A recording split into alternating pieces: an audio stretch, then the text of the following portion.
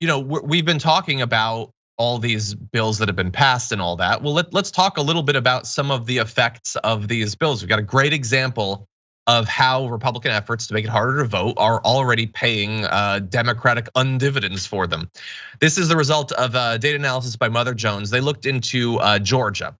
And so what they found was that a law enacted in March 2021 shortened the time people have to request and return mail ballots, prohibited election officials from sending such applications to all voters, added ID requirements, dramatically curtailed the use of ballot drop boxes, sick dogs on you if you got close to a polling place, all sorts of things like that.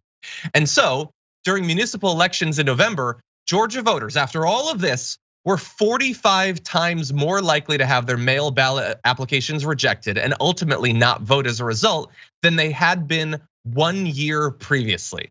If that same rejection rate were extrapolated to the 2020 race, more than 38,000 votes would not have been cast in a presidential contest decided by just over 11,000 votes. So, I mean, it doesn't reverse the last election, but it is enough to reverse the last election, and that is why it was passed.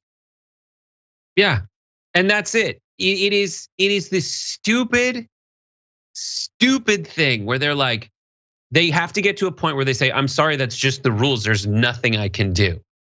And to make something a rule does not mean it's right. That's the whole thing. The people in power, in a pursuit of maintaining that power, especially when they lost that power in the US Senate representation in a national vote, essentially in 2020, they get a whiff for the first time in the old South of the racist power structure traditionally slipping away.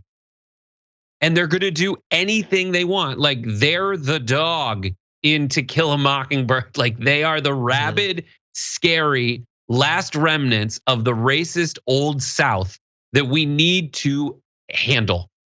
Yeah. And by handling it, I don't mean we need to put it down. What I mean is we need to make sure that we pass a national voting rights act.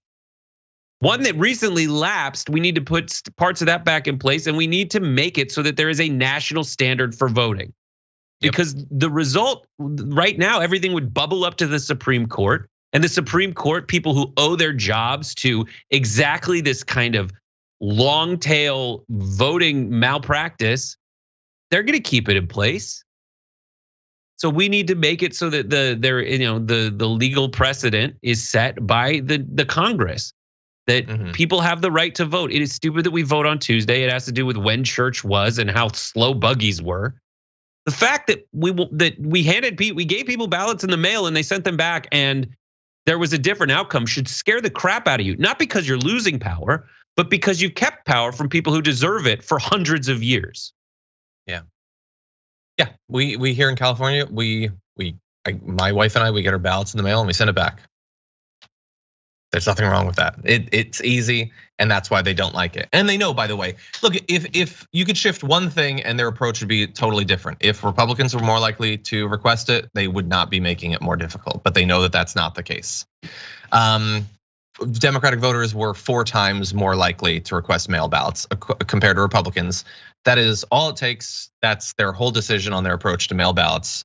That's it. So just bear that in mind.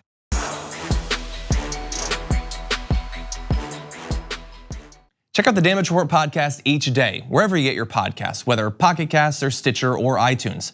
You can join me as I give you the news and stories you want, with a range of co-hosts and interview guests jumping in on the fun each day. Again, that's the Damage Report, wherever you get your podcasts. And if you get them at iTunes, don't forget to rate and review. Sometimes I'll read them live on the show.